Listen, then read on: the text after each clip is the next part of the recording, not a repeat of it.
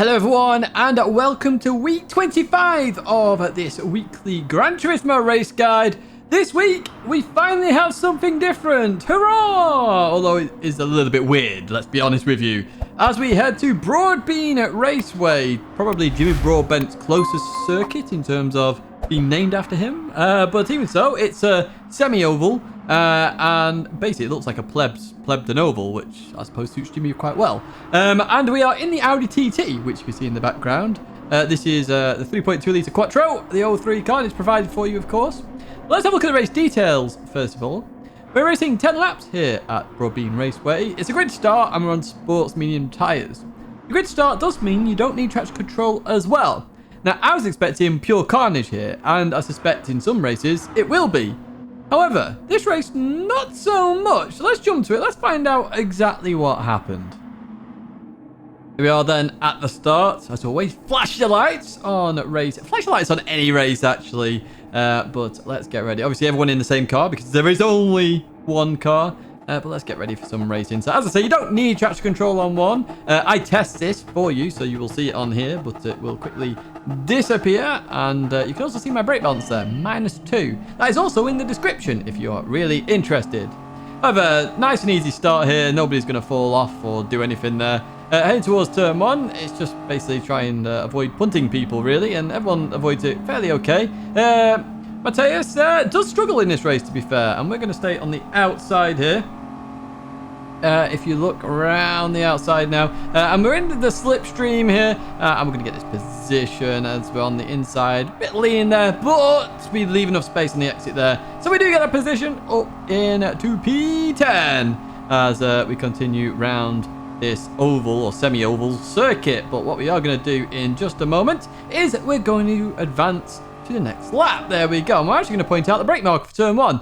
You want to get as close to that sign as possible. However, you don't want to go too late. If you go after it, the thing I found was that your rear would come out and you'd actually lose more speed. It's all about maintaining speed through here. Now, I do it in 4th gear, and your minimum apex speed should be 80. Okay, the minimum you should drop to is 80. You can do it at about 83, 84 if you absolutely nail it. So just keep that in mind as we look on the outside of the Italian now of Schizzo. And through there we go. Exact same move as previous. This time they've got a better run here, so we shift to 5th gear a little bit late. One thing I will say is that later on, I shift to 5th gear very early on the circuit, and I'll point it out for you. But still some good side-by-side action here. We're actually about to go 3 wide into turn 1, which you would think is carnage. However, we brake exactly at the sign there, and yeah, we keep that position beautifully, and some good racing, I would say. Good racing, which is why I was surprised, because there I was expecting carnage. I was expecting pure carnage, Destruction Derby-esque sort of things. But we've advanced to lap 7 now, so you see not much has really changed. Notice how I'm in 5th gear early here, so I do it on that oval back there, basically. But there is carnage now as the Spaniard's way on the inside there, forces his way through, pushes Consta and the Norwegian out towards the outside here, which obviously gives us a little bit of a run. So where are we going to go here on the Norwegian driver? We're thinking. Okay, he's moved over. Let's have a look here. And just on the inside, not going to quite work out. Gives me plenty of space, though. So shout out to you, Ed Herb. But unfortunately, we're staying P9. We actually lose a bit of momentum there. And that's what I mean. You know, we drop below 80 miles an hour. So it actually costs us some time. As you see, a little bit more door banging going on up ahead. So I think this race, you can have some good races and you can have some bad ones. As we go to lap 9 now, where carnage is well and truly ensuing here. Some wall banging going on there. We're about to join in this mix here on lap number 9 now. As we look down the inside. And yeah, the blue car just comes straight across us there. Not sure what was going on with that blue car. Other than I didn't notice they were the pole sitters. I think they were pretty peed off at this point, as you'll find out in a second. But we look on the inside of the Norwegian driver. We're in the slipstream as well, which is very nice of us. As we come through here. And we're alongside here. And yeah, we're sort of being tagged a little bit here. And I was trying to avoid hitting the Norwegian. Unfortunately, the Spaniard just got a bit wrong, I think. As I say, I think they were more peed off more than anything. So yeah, a bit frustrating there, but we got hung out to dry, hit into the barrier, and unfortunately we lose out as somebody else has just gone absolutely... What was going on in the distance there? My word. Oh, a little bit more barrier smashing. Last lap, obviously, will be pure carnage. Everyone trying to get any position possible, getting on the inside of people. But yeah, No, we were left hung out to dry, really. So, an interesting race. At least it's something different. You know, we've got ovals again. One that potentially you might want to take part in. Just don't worry about DR. Take part in it and see if you can have fun. Let's put it that way. But that's it for race A. Let's head to race B, where we head to Brazil for Interlagos. And as you can see as well, we're in Group 4. So I did expect quite a lot of contact here. When it's a Group 4 race, it's normally always aggressive when it's race B. But let's have a look at the race details first. It's 4 laps here at Interlagos. It's a rolling start, but we know how long that start-finish straight is, so don't worry about anything. And we're on the racing medium tyre.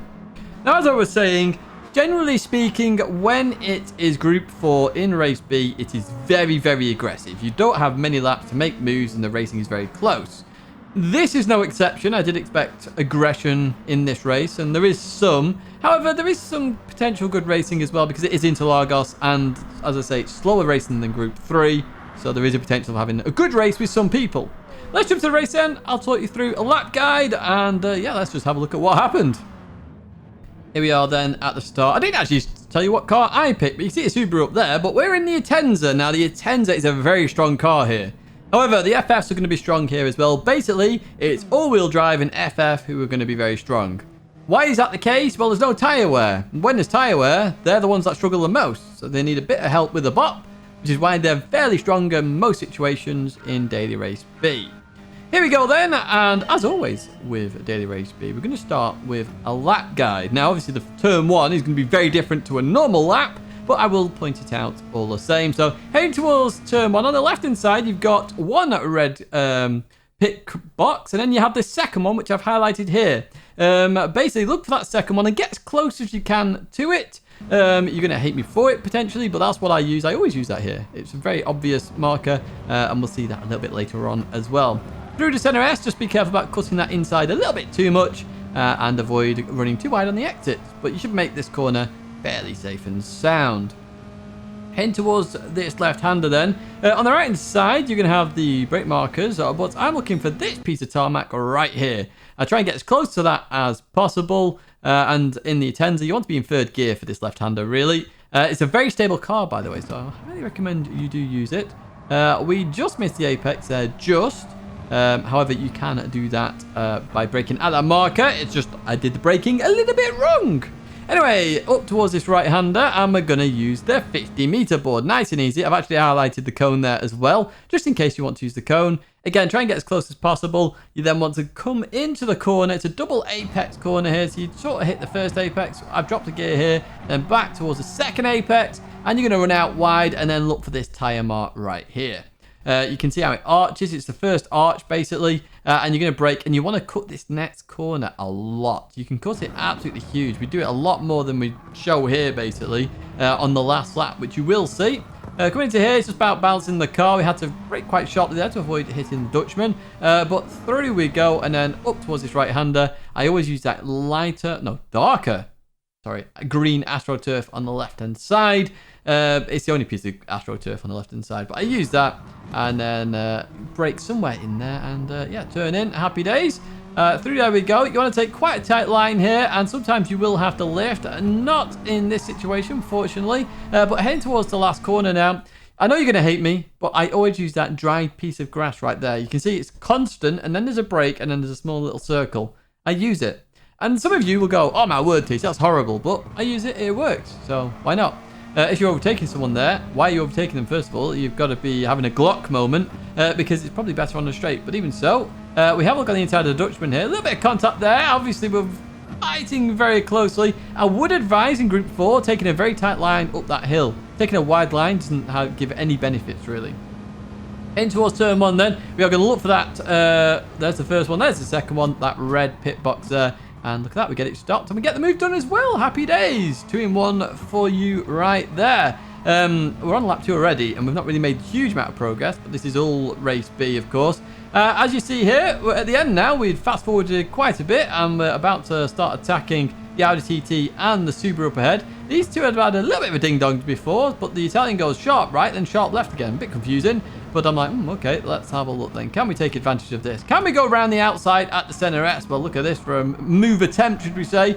We try. We've got to leave room on the exit, of course. and not going to quite work out here. They're going to have the inside for this long left-hander. However, we need to get in that slipstream very quickly to see if we can make a further move on Skizzo here. So Skizzo sticking to the left. Obviously, we're going to go towards the right. Now, Skizzo, we did race in the oval as well, so we know they can race clean. Not quite working out here, and we continue on through. Now, a bit of slipstream up the hill. The Subaru a little bit slower than this Mazda Atenza. The Subaru not looking for a defense, but very hard to make a move here. You have to properly dive, and there's normally going to be contact, so you do have to be careful of that. And yeah, we're going to advance a bit further on now. As you can see, we've caught up to the big group now. Lots of cars in here, lots of people. What can we do? Well, we were approaching this Subaru again, and I'm like, well, what's everyone going to do here? And I figured everyone would stay left. And they don't initially, but then they all do go over to the left. I'm like, well, let's try around the outside again. So here we go, around the outside. Attempt number 2, and looking to get it done. I don't think Skizzo realised this time because we got absolutely hammered there, and it cost us a bit of time because it sort of hammered us onto the curb. So unfortunately, it cost us there. Obviously, it's just a bit of awareness. That's all it was. You know, if they're on the bonnet cam, it's really hard to see. But the Dutchman gets the move done on us, and it's going to come across here. Up ahead, there's 3 wide into that left-hander. That doesn't work, as we all know. 2 of them go off. That's Adrian and somebody in an Audi TT. Oh, it's a French driver. Adrian comes back on, but I've got nowhere to go there, unfortunately. Then Skizzo made the right move by avoiding Adrian. It was this right-hander then, 2 by 2. Ran the outside. Very difficult to do this. Very difficult, but some fantastic racing here. Unfortunately, the Dutchman's got a penalty there. I'm not sure what that was for. So here's the ultimate cut there, and we still don't get a penalty for it, which is quite amazing, really. I did expect a penalty for this one. But Skizzo up ahead gets another penalty there, and there's still some side-by-side action up ahead. Now, I chose to follow the Atenza here. The reason I chose to follow the Atenza, and you might want to think about this, is the wheel spin on the exit from an FF car. They will get wheel spin on the exit, and you potentially can take advantage of that. There's a bit of contact there as well, don't get me wrong. But the wheel spin, there's always going to be wheel spin as the Dutchman gets it all sorts wrong there. Now, we get a little bit wrong as well in the last corner. And we're going to go for the exact same move we did on the end of lap 1. So, a lot down the inside. The Dutchman realises we're there this time. So, look at this. Side-by-side action and a drag race towards the line. Skizzo up ahead has a 2-second penalty, so we know we've got that position. We know the Dutchman has a half second penalty, which gets rounded to a second. So, we end up in P8. But as you see, there was some alright racing in there. Just unfortunate that it's just 4 laps, because I would love 10 laps of that, to be honest. I think it'd be quite hilarious, to be honest. But yeah, that's it for race B. Let's head out for race C. Welcome then to one of my favourite combos. It's Catalunya and Group 3. Because, I don't know why, I just enjoy it. It suits my driving style very nicely, does this combo. So, happy days! Let's have a look at the race details then. We're racing 10 laps here at Catalunya. It's a rolling start. You do have to be careful, unfortunately, because some people start even before the chicane. So that's 3 corners before the start of the lap. We're on racing soft and medium tyres. Both are required. ×2 fuel, ×8 tyre wear. So it's a bit hefty on the old tyres. And I picked the RCZ. I would have picked the R8, but that tyre wear scared the living daylights out of me.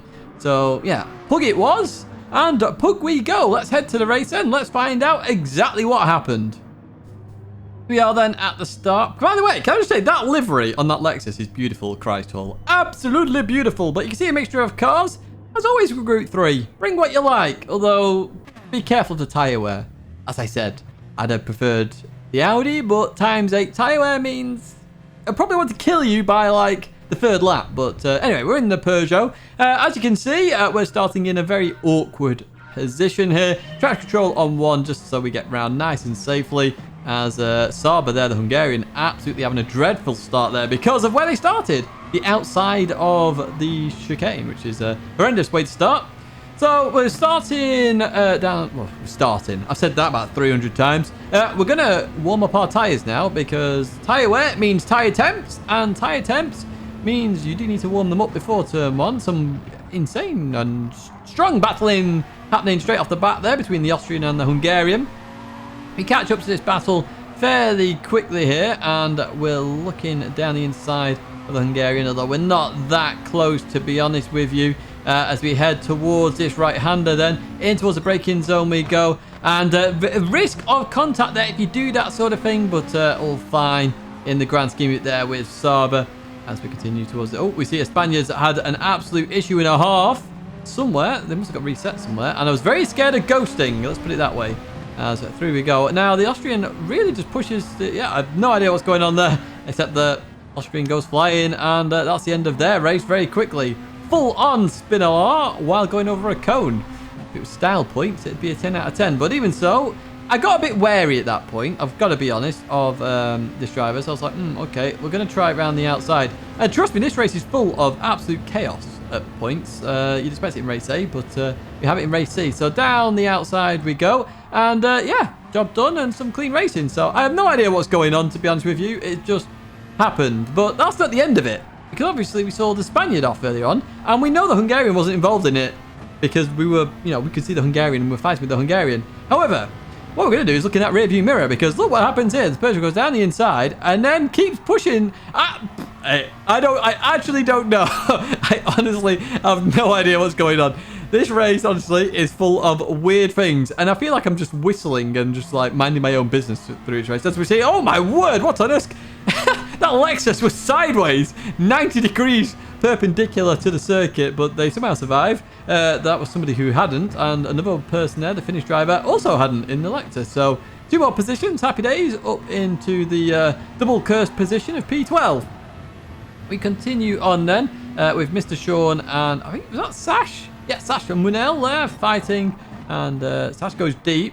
Sean goes for the cutback, gets it slightly wrong. So I'm on the inside here. Now, this is very dangerous. So I made sure I backed out of this as much as I could because I was a bit unsure whether it would be 3 wide or not at that point. But yeah, we all survive in the grand scheme of it. So that's all happy days. So once again, I'm going to go for this look up the inside move out of this right-hander. And it's a very good one to do. It's the best place to overtake. I've overtaken TRL Lightning here twice on the same night. Sorry, Lightning. I did that around the outside, by the way. But this was on the inside. Happy days. Job done up into that P10 position. As we dance a bit of a run. You see this battle up ahead. Now, in my head, I was thinking, should I pit? So you may have noticed I started on the medium tyres. We'll talk about strategy in a second. See a little bit of contact there between the Brit, who caught quite a lot of chicane, and the Spaniard, who loses out on 2 positions then. To continue on, the Brit does, or the United Kingdom player does get a penalty there. As we continue on, 45.4, which I thought was all right, I guess, in the grand scheme of medium tyre runs. The fastest soft at the moment, 44.7. It was a break zone. We're having a look, but I sort of backed out of it. Now, I do think the Spaniard and the British driver had an issue before. Skull Crusher ran a little bit too deep, but look at this for a beautiful, beautiful return to circuit. Well played, Skull Crusher. That is how you return to circuit, ladies and gentlemen. So if you do go off, do exactly what Skull Crusher did. Safely comes on just at a very shallow angle so that everybody knows exactly what's happening, and he's got enough room just to come on there and then resume racing. Bit of a flash of the lights there from Skull. Potentially wanting to get in on the old video, so shout out to you all the same. In towards the braking zone though, and we do get the move done on the Subaru, so happy days there. Job's a good one. However, we've been talking about carnage. Well, obviously we're going to get past the penalty here of past the van, and in towards the braking zone we go. Now the Spaniard goes full vengeance now, I believe, because down they go, and then yeah, they keep pushing them off, and unfortunately they're going to go for a spin as well. No idea. As I say, I felt like I was just whistling, and I wasn't in the battles or the rivalries that were going on here, but it felt like there was some serious rivalries.